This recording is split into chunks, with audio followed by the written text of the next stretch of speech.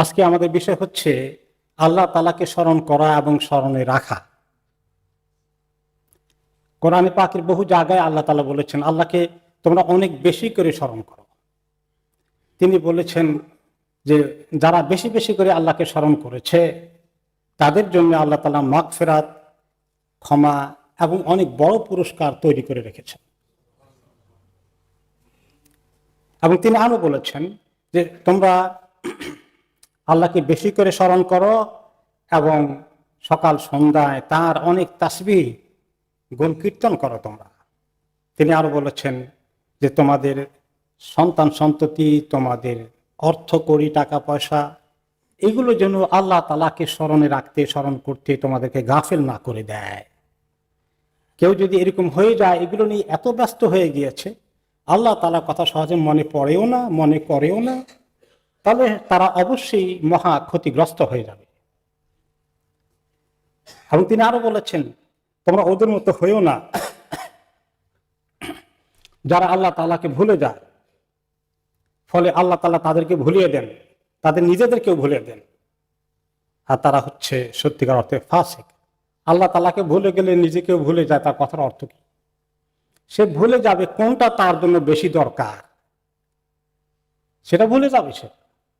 তা এখন সে মনে করে তার দুনিয়াটাই সবচেয়ে বড় দরকার, আখিরাতে আল্লাহর কাছে ঠিকই যাবে, জাহান্নাম থেকে পার হওয়া লাগবে, ওই কথা তার মনে পড়বে না সহজে। এই জন্য তাকে নামাজেও দেখবেন না, তার কোরআন তেলাওয়াত করা লাগে না, আল্লাহকে ডাকার তার কোনো সময় নেই, এত ব্যস্ত, এত কাজ তাকে আল্লাহ তাআলা গাফিল করে দিয়েছে। নবী করিম সাল্লাল্লাহু আলাইহি ওয়াসাল্লামের কাছে একজন লোক, এক সাহাবী এসে বলেন, ইয়া রাসূলুল্লাহ, আমি তো ফরজ কাজ করি, কিন্তু নফল কাজের তো অনেক লম্বা লিস্ট আছে, এত তো পারি না। নফল রোজা, নফল নামাজ, অনেক কিছু পারি না। তো আমাকে আপনি এমন সহজ কোনো আমল দিবেন যেটাকে আমি শক্ত করে ধরবো আর ছাড়বো না, এবং যেটা আমাকে কামিয়াবির দিকে নিয়ে যাবে। তিনি বলেন, তাহলে একটা কাজ করো, তোমার জিহ্বাটাকে আল্লাহ স্মরণ দিয়ে স্মরণ করে জিহ্বাটাকে ভিজা রাখো। আল্লাহ স্মরণ দিয়ে জিহ্বাকে ভিজা রাখো, তার তোমার জিহ্বাকে শুকনো বানিয়ে না। তার অর্থ হলো যে জিহ্বাটাকে তাজা রাখো, সতেজ রাখো। তোমার জিহ্বাটা তাজা সতেজ থাকবে আল্লাহর কাছে, যত বেশি আল্লাহর নাম তোমার জবানে আসবে, সুন্দর সুন্দর জিকির, তাসবিহ, ইস্তিগফার, দোয়াগুলো করবে, সকাল সন্ধ্যার আমলগুলো, নামাজের পরের আমলগুলো, শোয়ার আগের আমলগুলো, হাঁটতে হাঁটতে, চলতে চলতে যত বেশি পারো আল্লাহকে ডাকো। এই যে মসজিদে এসেছেন, আবার মসজিদে যাবেন, হেঁটে এসেছেন, গাড়িতে এসেছেন, এই সময়টা অনেক জিকির করা যায় না? আমরা তো ওই মোবাইল খুলে ওই সোশ্যাল মিডিয়া দেখবো, এদিকে তাকাবো, সেদিকে তাকাবো, চোখের গুণা, মুখের গুণা, কানের গুণা, কত গুণা আছে। আর আল্লাহ তাআলার দিকে মোতাওয়াজ্জহ হয়ে গেলে সুবহানাল্লাহ, এই 1 ঘন্টা আধা ঘন্টা লেগেছে আসতে, এই সময়টা জিকিরের এই যে কি বড় পুরস্কার আল্লাহর কাছে আমরা পাবো, এই সুযোগটা আমরা প্রতিদিন নষ্ট করে ফেলি। জিকিরের জন্য একদম বসে থাকতে হবে জরুরি না, হাঁটতে হাঁটতে জিকির করা যায়, ওযুর দরকার নাই, বিনা ওযুতে জিকির করা যায়। গোসল ফরজ হয়ে গেছে, গোসল করতে পারেন, তাও জিকির করা যায়, শুধু কোরআন তেলাওয়াত করা যায় না।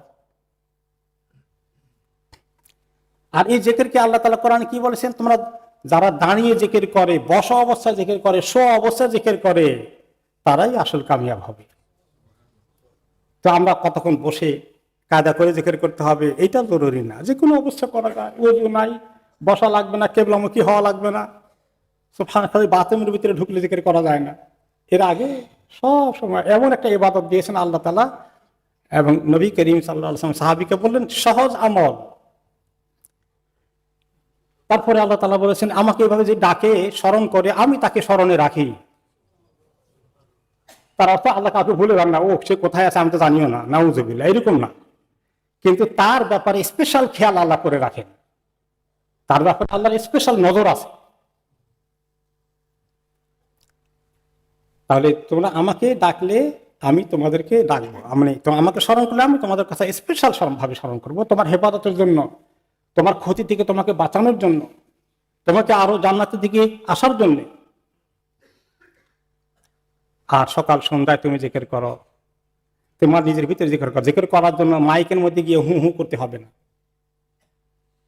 নিচে আল্লাহর কাছে গোপনে দোয়াগুলো চোখের পানি ছেলে পড়ো সকাল সন্ধ্যায়, গাফেল হয়ে থেকো না। এই জিকিরের মধ্যে যে কি ফায়দা, ইমাম ইবনে তাইমিয়া রাহমাতুল্লাহ আলাইহি বলেন, যে ব্যক্তি সবসময় চেষ্টা করে আমল করার জন্য, আল্লাহর কাছে সাহায্য চায়, আর তার জবানের মধ্যে ইস্তিগফার আছে, জিকির আছে, তওবা আছে, আর এই আল্লাহকে ভুলে থাকে না, সেই ব্যক্তিকে আল্লাহ তাআলা কত যে তার নিয়ামত দান করবেন সে চিন্তাও করতে পারবে না। ইমাম ইবনে কাইয়িম রাহমাতুল্লাহ আলাইহি বলেন, যে ব্যক্তি সবসময় আল্লাহ তাসবিহ করে, জিকির করে, ইস্তিগফার করে, দোয়া করে, আল্লাহ তাআলা তার সমস্ত মুসিবতগুলো দূর করে দিবেন। যে ব্যক্তি সবসময় আল্লাহর প্রশংসা করে, আল্লাহ তাআলার পক্ষ থেকে খায়রাত, ভালো জিনিসগুলো তার কাছে আসতেই থাকবে অনবরত। আর যে ব্যক্তি সবসময় ইস্তিগফারের মধ্যে থাকে, তার জন্য আল্লাহ তাআলা কঠিন কাজগুলোকেও সহজ করে দিবেন। তিনি আরো বলেছেন, মানুষ যদি সব জায়গায় জিকির করে, বললাম একটু আগে বাথরুম ছাড়া, টয়লেটের জায়গা ছাড়া, তাহলে রাস্তায় করুক, ঘরে, বাড়িতে, সফরে, এলাকা থাকা অবস্থায়, রাস্তাঘাটে, যত জায়গায় সে জিকির করেছে, আল্লাহকে ডেকেছে, দোয়া, তাসবিহ, ইস্তিগফার, আলহামদুলিল্লাহ এগুলো করেছে, সকল জায়গা কিয়ামতের দিন তার পক্ষে সাক্ষী হয়ে আসবে আল্লাহর সামনে। আল্লাহ আমি সাক্ষী। বাজারে গিয়ে সে জিকির করেছে, রাস্তায় গিয়ে জিকির করেছে, গাড়িতে বসে জিকির করেছে।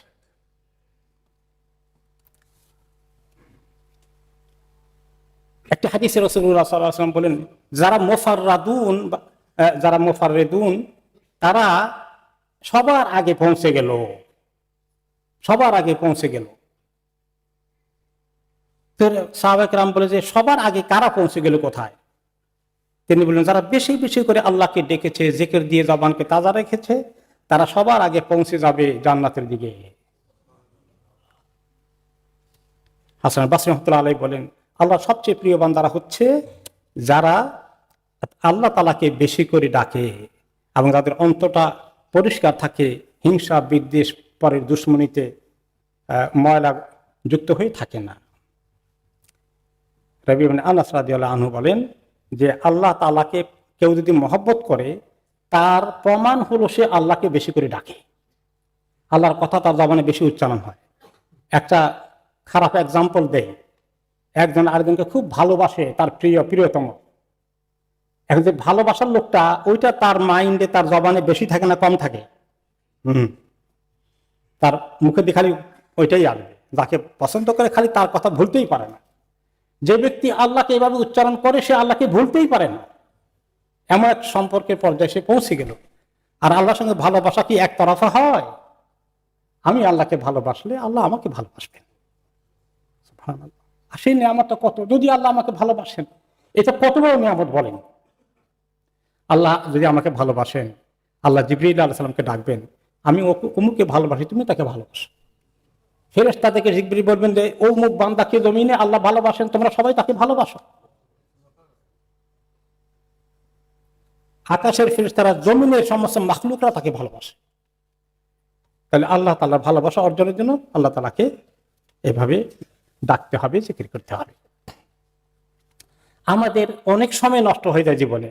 জরুরি কাজে আসি, ঠিক আছে, ব্যস্ত আসি, এখন পারলাম না জিকির করতে। অফিসের কাজে আসি, ব্যবসার কাজে আসি, সুযোগ হলো না, দ্যাটস ফাইন। কিন্তু যখন একলা থাকি অথবা কোনো মেহমান আসে, কথাবার্তা বলার সুযোগ হয়, তখন আমাদের সময়টা কেমন কাটে? কয়েক ঘন্টা যায় সোশ্যাল মিডিয়ার মধ্যে, কয়েক ঘন্টা যায় ফোনের মধ্যে। এই জন্য বেশি গল্প গুজব, আড্ডার আসরে বসা, এইটা মানুষের জন্য লাভ না ক্ষতি? অনেক ক্ষতি। সেরিয়া সাকাতি নামে এক লোক, খুব নেককার মানুষ, ভালো আলেম। তো ওনার কাছে তিনি আসলেন, ওনাকে দেখতে আসলেন একজন ভালো আবেদ এবং আলেম মানুষ। এসে দিলেন সেরিয়া সাকাতির সঙ্গে অনেকেই বসে আছে, বেশ আড্ডার আসর জমেছে। তিনি তার সঙ্গে দেখা করতে আসছিলেন। তিনি বললেন, তুমি তো মনে হয় যেন এই বেকার লোকদের বাসা বানিয়েছো এখানে, তাই না? আমি গেলাম, তোমার এখানে বসবো না এক সেকেন্ডের জন্য। এত পছন্দ করেছে।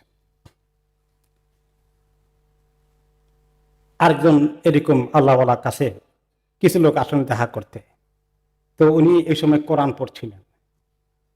তো আসলে লোক আসলে দরজা খুলতে হয়। তো বললেন যে ওনারা দেখলেন যে ওনার চেহারাটা এরকম বেশি খুশি না, কারণ উনি একটা আমলে কেবল ঢুকছেন। তো বলে যে বোধহয় আপনাকে রং টাইমে আসছি, ব্যস্ত করে ফেললাম। কলেজ সত্যি কথা বলি, মিছা কথা করার দরকার নাই, আমি কোরআন নিয়ে বসছিলাম, তোমরা আসলা। এত সিরিয়াস ছিলেন তারা। বলে একটু কাটিছি করলে কি হতো, মেহমানদারি করলে তো সোহাবে ঠিকই আছে, কিন্তু এই যে এই সোহাবের সঙ্গে যে কতটুকুন সময় যাবে সীমিত আকারে ঠিক আছে, দূর থেকে আসছে দরজা বন্ধ করে দিবেন কেন, খুলবেন, এটার মধ্যে সোহাব আছে। কিন্তু ওই সোহাবের উসিলায় কয় ঘন্টা যায়, জীবনের সময়গুলো আমরা চলে যাই, খেয়াল করি না। আরেকজন সালফে সালেহিনের কাছে পড়তে আসছে কিছু লোকজন, দিন শিখতে এসেছে। তিনি তাদেরকে পড়া দিয়ে বললেন, শোনো, আমার এখান থেকে যাবা যে প্রত্যেকে একলা একলা আলাদা আলাদা যাও, একসঙ্গে গ্রুপ বেঁধে যাও না, তাহলে গল্প গুজব আড্ডার মধ্যে কথাবার্তা বলতে থাকবা, আর নিশ্চয়ই কোনো গুনাহ হয়ে যাবে কথার মধ্যে। এই কথাগুলো আসলে ঠিক, আমরা এরকমই করি। যাই হোক, আছে খোদার মধ্যে একটা জরুরি জিনিস আনতে হয়, যে আল্লাহ তাআলাকে ডাকলে মানুষের মধ্যে যে সুন্দর আমল আসে, এটা শুধু আল্লাহর সঙ্গে সম্পর্ক নয়, এটা মানুষ বান্দাদের সঙ্গে সম্পর্ক এখানে চলে আসবে। আমি আল্লাহর সঙ্গে খুব ভালো, কিন্তু মানুষের সঙ্গে আমার অবস্থা খুব কাহিল।